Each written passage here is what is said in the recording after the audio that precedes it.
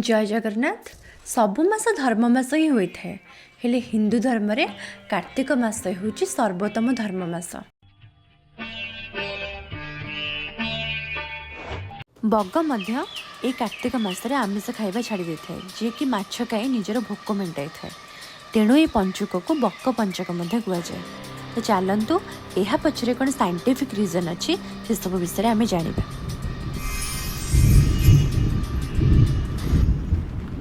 तो यार scientific reason जानवा गले कार्तिक मासटी वर्षा ऋतुर समाप्ति एवं शीत ऋतुर प्रारंभ रे आरंभ होता है। तेणु यही मासरे माछ मानू चिकेन पॉक्स होता है। तो आमे जदि माछ भक्षण करूँ तो आंभ मानू भी से डिजीज होता है, से लगी माछ भक्षण करने मना करा जाए। तो तेबे आमे जदि मांस भक्षण करने कथा देखिबा तो यही समय रे छेली मेंढा एमाने प्रजनन प्रक्रिया थांती। I mean they are in the process of reproduction.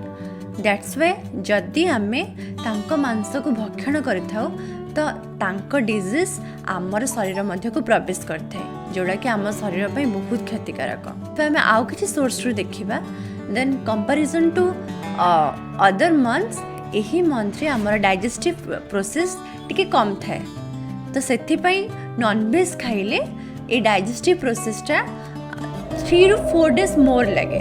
सेथि लगी आम्भ मानू आमिष भक्षण करने मना कर जाए।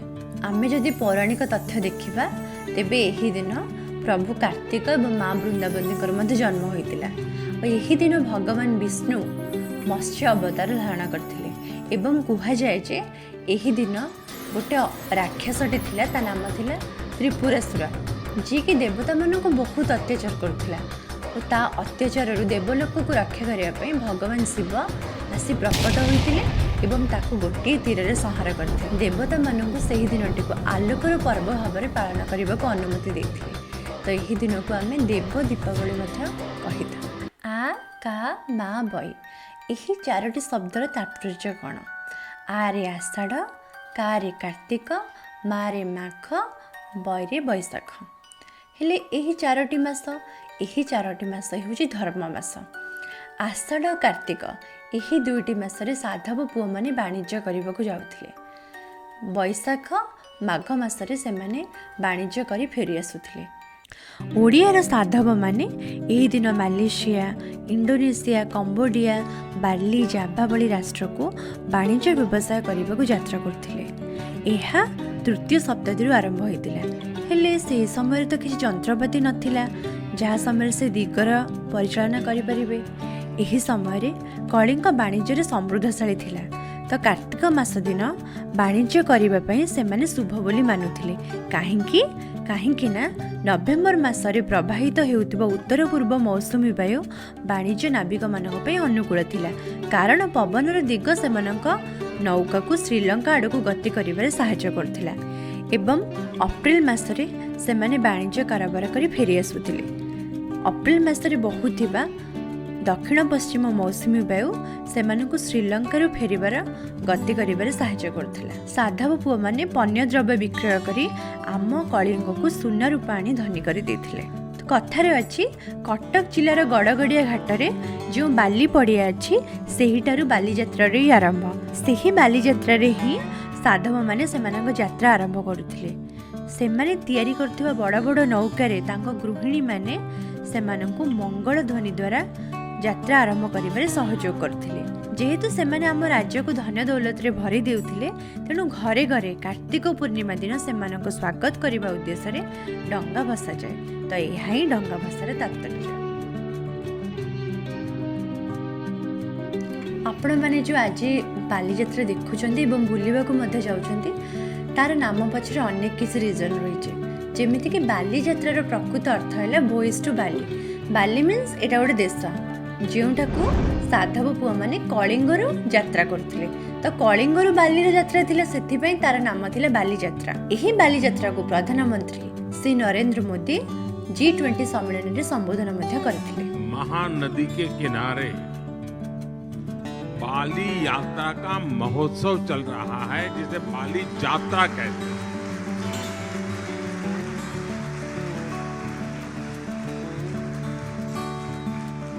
और ये बाली यात्रा है क्या? ये महोत्सव भारत और इंडोनेशिया के बीच हजारों वर्षों के ट्रेड रिलेशंस को सेलिब्रेट करता है। आम्ही जेभଳି बालीଯାत्रा पालन करू सेभଳି बाली देशरे मध्य सेही पूर्वज मानक वाणिज्यिक कारोबार को मन पकाई सेठारे मध्य डंगा भसा पर्व पालन कराଯାଏ। तो सेही पर्वर नाम है मुसक पनका टुकड़। सेमती थाईलैंड रे मध्य पालन कराଯାए।